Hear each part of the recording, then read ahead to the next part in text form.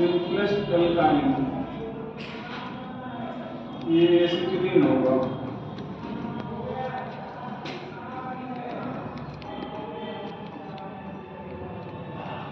यहाँ पर हाइड्राइसन Sp होगा, बॉन्ड एंगल कितना होगा 180 डिग्री लीनियर होगा। ये बॉन्ड लेंथ बताया गया था आपको कितना बेटा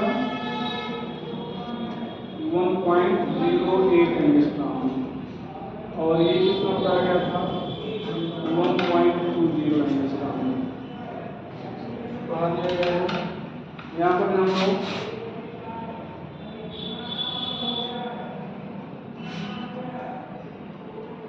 चीज correct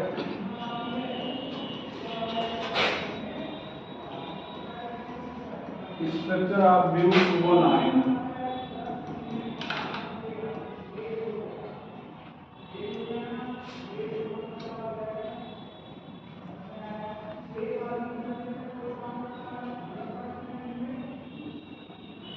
correct structure of butyl.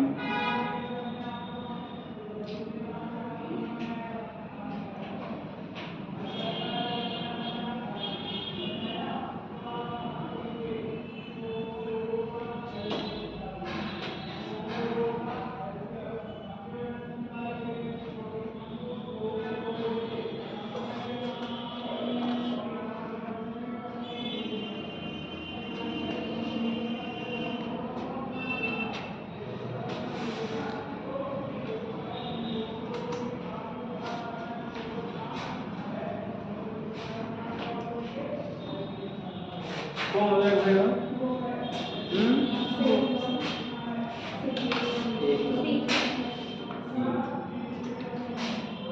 B. यहाँ पर हम लोग यहाँ पर अगर ये बॉन्ड एंगल कितना है, यहाँ पर ये ध्यान दो, ये कार्बन होगा, ये क्या होगा कार्बन, ये कार्बन, ये क्या होगा कार्बन। तो यहाँ पर हाइड्राइसन Sp है, ये लीनियर होना चाहिए ना, ये क्या होना चाहिए लीनियर। तो यहाँ पर ये लीनियर है, जबकि यहाँ पर लीनियर नहीं। देखो यहाँ पर एंगल दिख रहा है ना, यहाँ पर क्या दिख रहा है एंगल दिख रहा है, तो ये लीनियर नहीं। एक बार ये जब पीएमटी अलग अलग होता था तो एक पीएमटी पूछा गया था, बात सुना ना क्या। यहाँ पर आइसोमेरिन सब पढ़ाया गया है। अच्छा, ये आइसोमेरिन की बात छोड़े भी, ये अनसैचुरेट होता है। क्या होता है अनसैचुरेट होता है। डिग्री ऑफ अनसैचुरेशन कितना पाई बॉन्ड होता है, डिग्री ऑफ अनसैचुरेशन कितना भैया equal to number of pi bond, और इक्वल टू क्या हो जाएगा कितने पाई बॉन्ड हैं 2।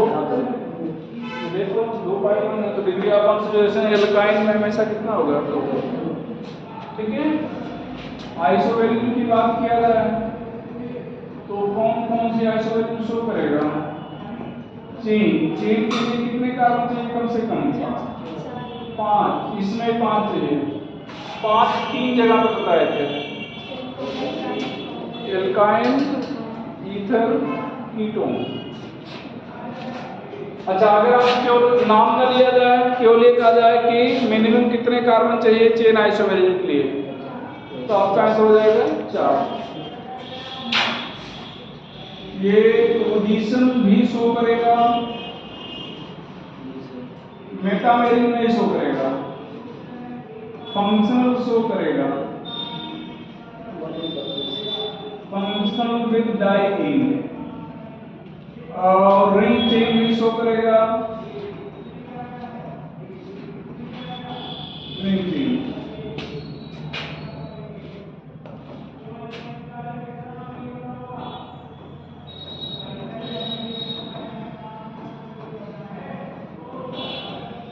Which isomerism is not represented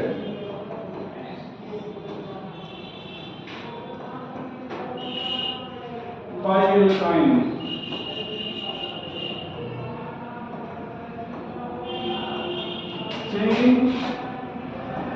position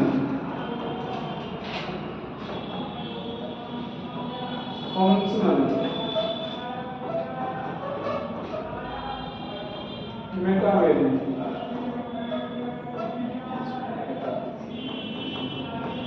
तो क्या हो जाएगा? तो मेटा वैल्यू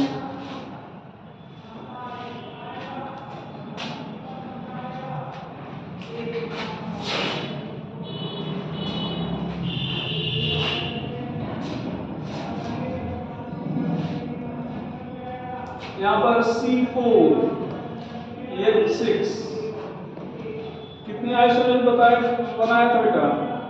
9 बनाया गया था ना। कुछ बुक में 9 है, कुछ में 8 है, कुछ में 7 है।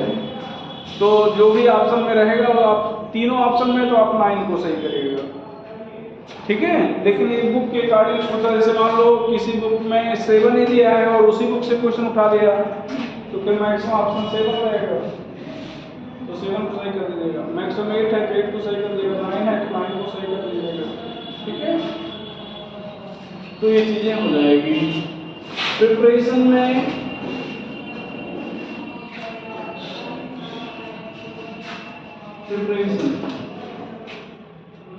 पहला by dehydrogenation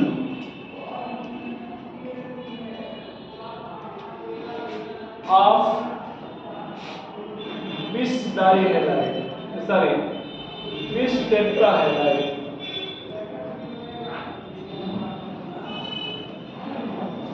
by dehydrogenation of bis tetrahalide. तो bis टेट्राहैलाइड के डीहाइड्रोजिनेशन से यहाँ पर ध्यान देना बेटा, bis टेट्राहैलाइड क्या होता है? यहाँ पर ध्यान देना, ये CHCl यहाँ पर आप क्या लेंगे? सिन मेथिल कोड पढ़ाया गया था, या फिर क्या लेंगे? NaI एसीटोन लेंगे। ये क्या जाएगा? CHCH क्या जाएगा? CHCH। यहाँ पर ध्यान दो,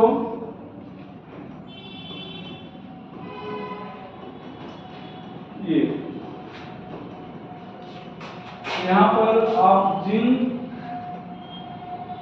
मेथिल को लिमिटेड में ले रहे हैं, एक ही तो ध्यान देना ये जो हाइड्रोजन का रिमूवल होता है एंटी होता है, तो ये एंटी रिमूवल होगा, बात समझ रहे हैं? तो एंटी रिमूवल होगा तो क्या बन जाएगा? ये ऐसे, ये क्या बन जाएगा भैया? ट्रांस। क्या बन जाएगा? ट्रांस। और ये ध्यान दो, ये जिंक मेथिल को अगर आपका एक्सेस में है, एक्सेस, सभी को तो फिर तो ये जो 2 Cl बच रहा है ये भी हट जाएंगे, तो ये भी हट जाएंगे तो क्या हो जाएगा? तो फिर दोनों निकल जाएगा, तो यहाँ पर सिस और ट्रांस से कोई मतलब नहीं है। बात समझ रहे हैं? यहाँ पर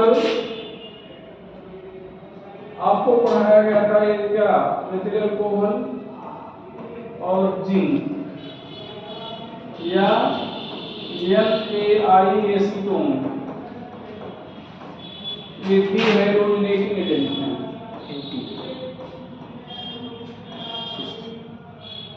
डीहाइड्रोजिनेटिंग एजेंट, ये डीहाइड्रोजिनेटिंग एजेंट है। मतलब जब भी ये देखेंगे तो X2 अगर है तो निकल जाएगा। हालांकि NaI एसीटोन अलग तरह से काम करता है, ध्यान देना बेटा। क्या पढ़ाया गया था? NaI एसीटोन आयोडीन को हटा देगा, Cl मतलब ClAbr को हटा देगा, यहाँ पर आयोडीन आ जाएगा, और नजदीकी कार्बन पर आयोडीन रहता नहीं तो फिर निकल जाएगा।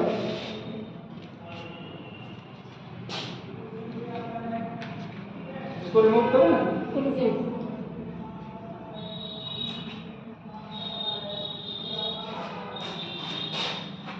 सर ये हैलोजन हमेशा जुड़ता भी एंटी है, निकलता भी एंटी है। हाँ, हैलोजन जुड़ेगा भी और निकलेगा, दोनों एंटी कार्बन है।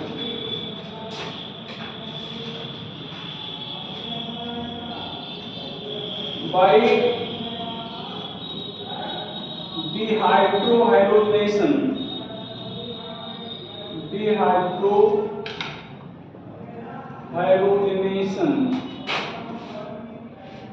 ऑफ बिस आर जेम डाइहैलाइड बिस आर जेम डाइहैलाइड। एजेंट क्या पढ़ाए थे? एजेंट क्या पढ़ाया बेटा? केवेज एल्कोहलिक,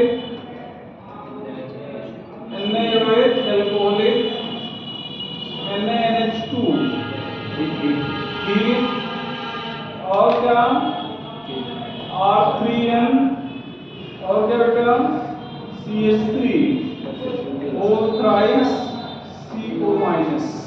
यहाँ पर K प्लस कई बार लिखा होता है, ठीक है। तो ये क्या है? डिहाइड्रो हैलोजनेटिंग एजेंट है। ये दोनों सैचुरेटेड से होगा, ट्रांस सैचुरेटेड कंपाउंड। ये फ्रॉम एनी कंपाउंड।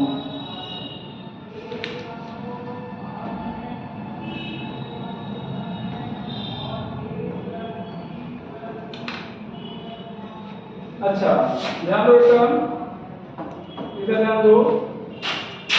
ये एक स्टेप हम लोग पीछे से चल रहे हैं, एक स्टेप पीछे से। ध्यान देना, ये एल्डिहाइड है आपका, ये क्या है? एल्डिहाइड। ये PCl5 से अगर रिएक्ट करा दिया जाए तो Cl आपको बताएंगे, तो ये जो ऑक्सीजन है हट जाएगा, तो क्या हो जाएगा? CH3 CHCl। ये हो गया। अब ये एक जेम है, एक ही कार्बन पर दोनों होते हैं, क्या कहते हैं? जेम। तो अब यहाँ पर आप क्या ले रहे हैं? KOH एल्कोहलिक ले रहे हैं। क्या ले रहे हैं? KOH। तो KOH एल्कोहलिक क्या करेगा? HCl निकालेगा, HX निकालेगा। तो ये फंक्शनल ग्रुप की मतलब अल्फा ये क्या जाएगा? बीटा। तो यहाँ से Cl निकल गया, यहाँ से H निकल गया, तो क्या हो गया? CH2 CH हो जाएगा Cl। अब यहाँ पर ध्यान दो, अब ये अनसैचुरेटेड हो गया ना, तो अगर आपसे फिर से कहा जाए कि आप KOH एल्कोहलिक ले रहे हैं तो आप नहीं ले पाओगे। अब यहाँ पर आप क्या लेना पड़ेगा? NaNH2 के साथ हीट लेना पड़ेगा, तब ये हो जाएगा CH।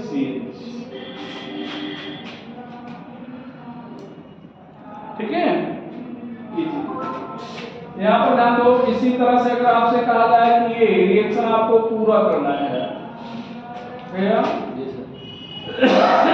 यहाँ पर PCl5 के लिए तो क्या हो जाएगा? CH3, एक ही कार्बन पर 2 Cl आ गया ना, CH3। यहाँ पर KOH एल्कोहलिक ले रहे हो, अब यहाँ पर क्या हो जाएगा? यहाँ से Cl निकल गया, अब किसी अब ये दोनों अल्फा कहीं एक से H निकाल दो, तो यहाँ से मान लो H निकाल दिए, तो CH2 CH, मतलब यहाँ पर Cl है, यहाँ पर CH3, यहाँ पर NaNH2 हीट कर दिए, फिर HCl निकल जाएगा। अब यहाँ से फिर H और यहाँ से फिर क्या हो जाएगा? Cl निकल जाएगा।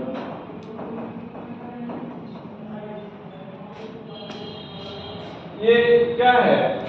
ये जेम है। ये क्या है? जेम।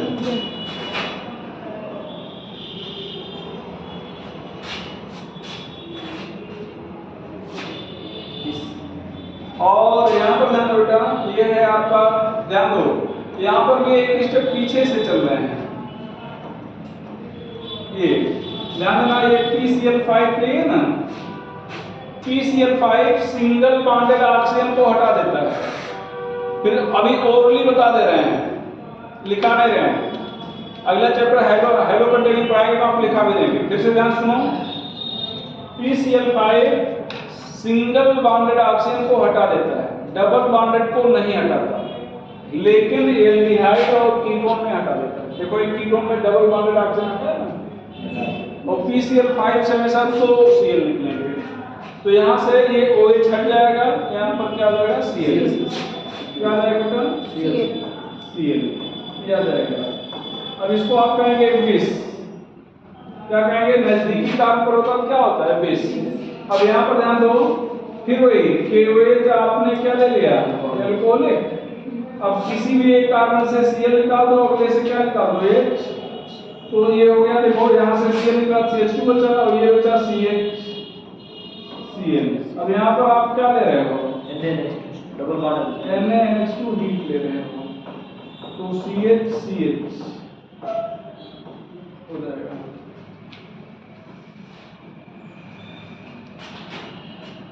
ठीक है, दूसरा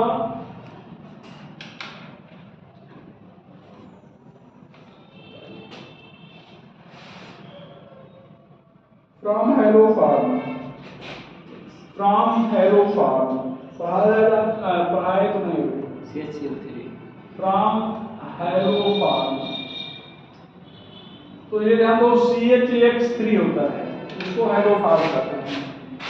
यहाँ पर हम लोग क्या करेंगे, सिल्वर डस्ट लेंगे, ये हेलोफार्म है, तो CH यहाँ पर AX3 ले रहे हैं, यहाँ पर 6 सिल्वर लिख रहे हैं, यहाँ पर CH3 ले रहे हैं।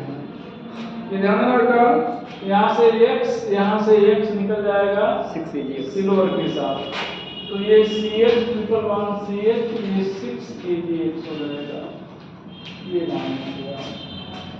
अच्छा ध्यान देना, यहाँ पर X equal to not F, X की जगह पर F नहीं होना चाहिए, क्यों नहीं होना चाहिए, due to high bond energy, due to high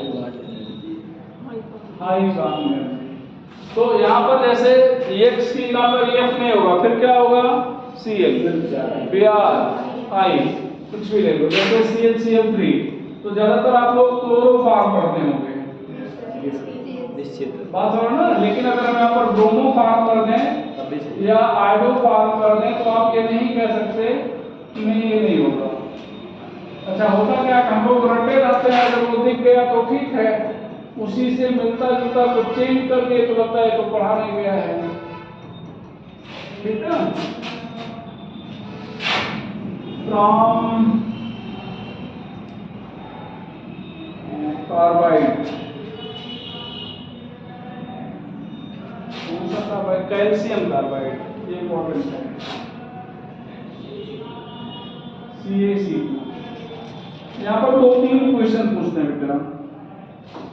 पहले तो ये जो CaC2 है, ये ध्यान रखना, CaC2 ये आयन में टूट जाता है, तो अगर आपसे कहा जाए कि यहाँ पर बॉन्ड कैसा होता है, तो यहाँ पर ये जो C2 है, ध्यान रखना, ये C डबल- हो जाएगा, तो यहाँ पर आयनिक बॉन्ड है प्लस कोवैलेंट, आयनिक और कोवैलेंट। लेकिन अगर बोथ नहीं है तो आयनिक बताएंगे, बोथ नहीं है तो क्या बताएंगे, आयनिक, ठीक है। तब C2 को एक स्पेसीज मान लेंगे और कैल्शियम को दूसरा। मतलब अगर आप कह जाए कि मतलब जैसे अब बॉन्ड क्या है, तो दोनों है, लेकिन एक कंपाउंड कैसा है, आयनिक कंपाउंड है या कोवैलेंट कंपाउंड है, तो आपका आंसर क्या हो जाएगा, आयनिक कंपाउंड। कंपाउंड आयनिक बोलेंगे, बॉन्ड दोनों बोलेंगे, ठीक है। यहाँ पर ध्यान दो बेटा, हाइड्राइजेशन अगर कार्बन का पूछ लिया जाए तो आप क्या बोलना चाहेंगे, sp। हाइड्राइजेशन क्या बोलना चाहेंगे, sp। क्यों, एक सिग्मा बॉन्ड और एक नेगेटिव चार्ज, हम लोग पाई बॉन्ड को काउंट नहीं करते, सिग्मा बॉन्ड और नेगेटिव चार्ज इन दोनों को काउंट करते हैं, ठीक है। तो हाइड्राइजेशन क्या हो जाएगा, sp। अब ये ध्यान रखना, CaC2 की अगर हम लोग हाइड्रोलिसिस करते हैं ये, तो यहाँ पर हो जाएगा कैल्शियम हाइड्रोक्साइड और ये हो जाएगा एसिटिलीन गैस, क्या हो जाएगा, हाइड्रोलिसिस करने पर ये बेसिक सॉल्यूशन बनेगा। तो यहाँ पर कितने क्वेश्चन हो गए, एक ये बॉन्ड हो गया, कंपाउंड क्या हो गया, कंपाउंड क्या हो गया, आयनिक कंपाउंड हो गया, तो कंपाउंड कैसा है भैया, आयनिक है। बॉन्ड कैसे हैं, आयनिक और कोवैलेंट दोनों हैं। हाइड्राइजेशन कितना क्या है, sp है। सिग्मा बॉन्ड कितना है? सिग्मा बॉन्ड 1 है। पाई बॉन्ड कितना है? 2 है। तो सिग्मा बॉन्ड 1 है, पाई बॉन्ड 2 है। हाइड्रोलिसिस करने पर बनेगा क्या? एसिटिलीन।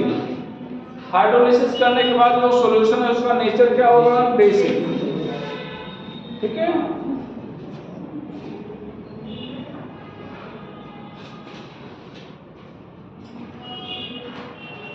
रिमूव करने को देखो।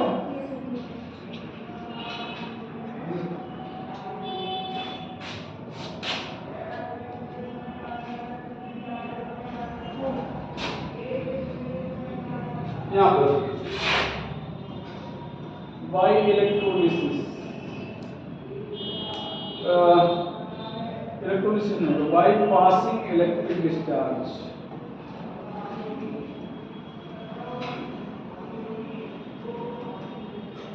By passing electric discharge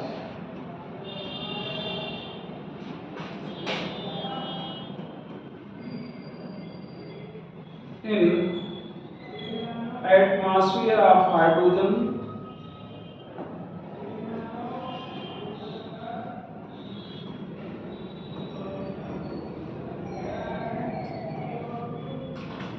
using graphite electrode।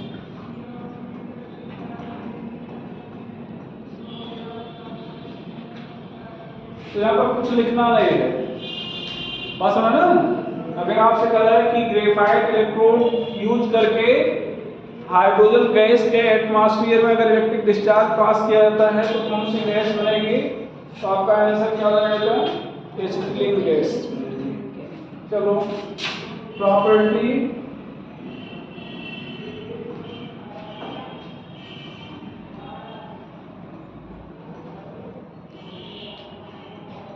C2C4 gas, C5C13 liquid,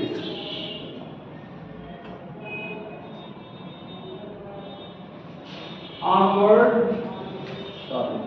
C14 onward solid, C14 onward solid।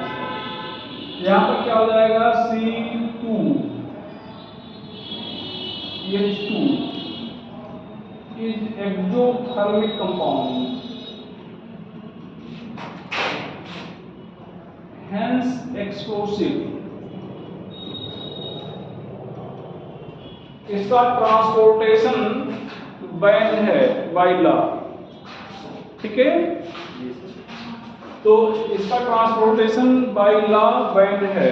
अगर आप इसको ट्रांसपोर्ट करना ही चाह रहे हैं तो फिर एसीटोन में आप इसको क्या करेंगे? के साथ कैरी करेंगे।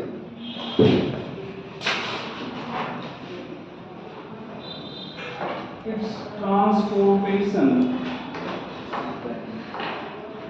Is ban by law.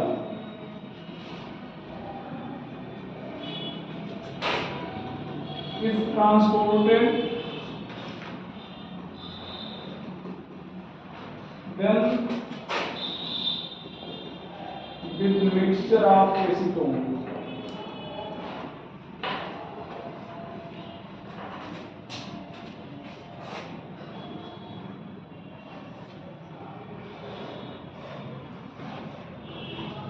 देखो फिर केमिकल प्रॉपर्टी लिखना बताना शुरू करें।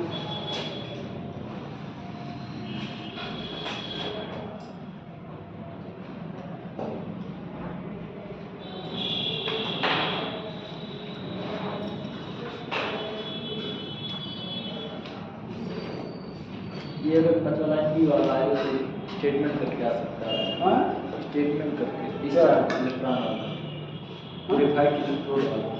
हाँ, क्या अगर क्वेश्चन आ गया तो एक स्टेटमेंट करके आ सकता है। स्टेटमेंट आ सकता है। आप देखिए पूछ सकते हैं कि पास करने कौन सी गैस बनेगी? Methane, ethane, ethylene. ठीक है, रिमूव करा बेटा। Chemical property,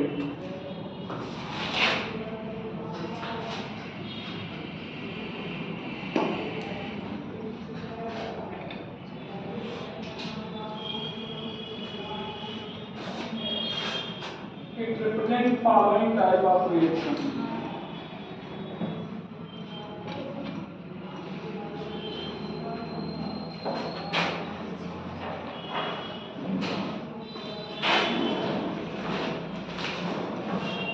It represents following type of reaction. पहला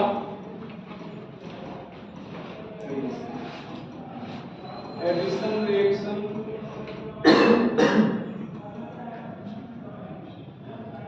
addition,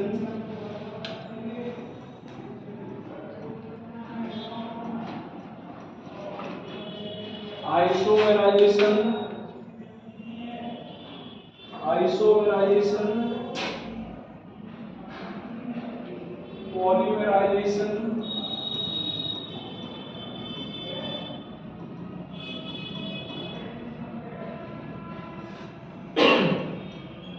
oxidation,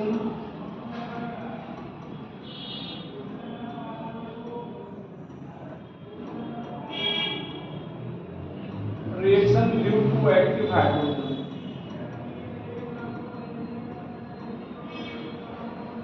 reaction due to active hydrogen, addition, reaction, isomerisation, polymerisation, oxidation, reaction due to active hydrogen. ठीक है, तो यहाँ पर हम लोग पहले पढ़ेंगे एडिशन रिएक्शन।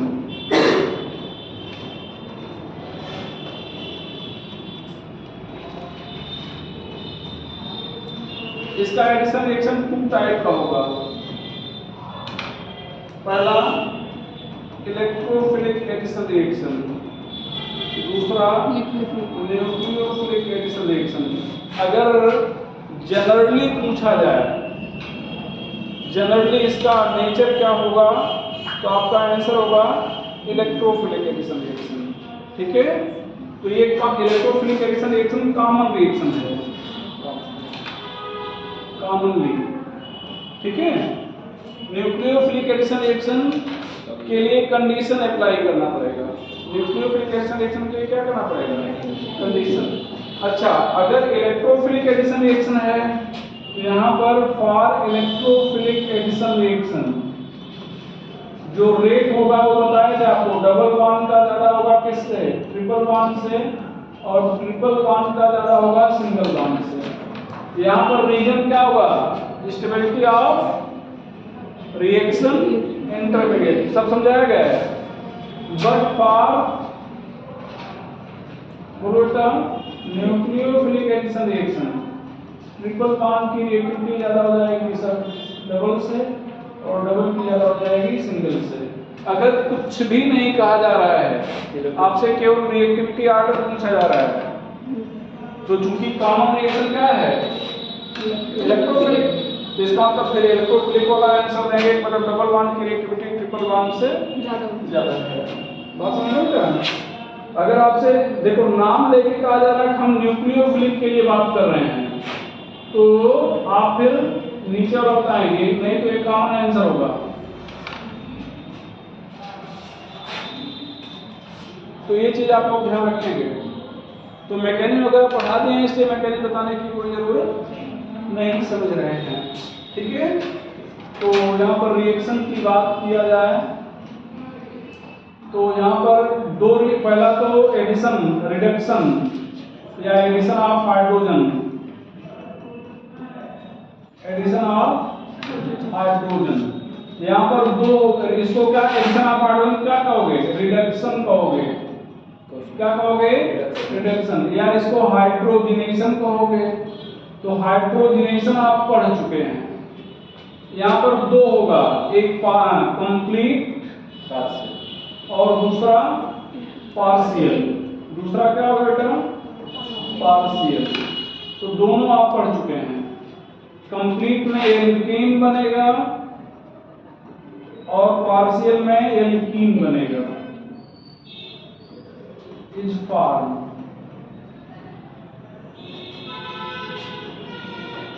यहाँ पर इस फॉर्म, तो एल्कीन एल्कीन पढ़ाया जा चुका है ना, तो बस एक हल्का सा लिख दे रहे हैं, जिसे सर ने छोड़ दिया, ठीक है ना। बाकी पूरी कहानी आप सुन चुके हो। प्रिपरेशन अभी तक कोई नई कहानी सुनाए बताओ इस नए चैप्टर में। एक आध वही कैल्शियम कार्बाइड वाला था, ये कंप्लीट है। यहाँ पर क्या हो जाएगा 2H2, यहाँ पर क्या हो जाएगा CH3 ये एक्सोथर्मिक होगा, नेगेटिव होगा। जो एनर्जी निकलेगी उसको क्या कहेंगे, हीट ऑफ हाइड्रोजनेशन। हाइड्रोजन का जुड़ना क्या कहलाता है, हाइड्रोजनेशन कहलाता है, तो हीट ऑफ हाइड्रोजनेशन हो जाएगा। अब यहाँ पर ये 2H2 हो जाएगा। यहाँ पर क्या लेंगे, प्लेटिनम लेंगे निकल प्लेटिनम और प्लेडियम लेंगे निकल और निकल निकल 200 डिग्री सेल्सियस लेंगे। हाँ, अगर निकल ले रहे हैं तो इसको लोग क्या कहते हैं बेटा, C/Kl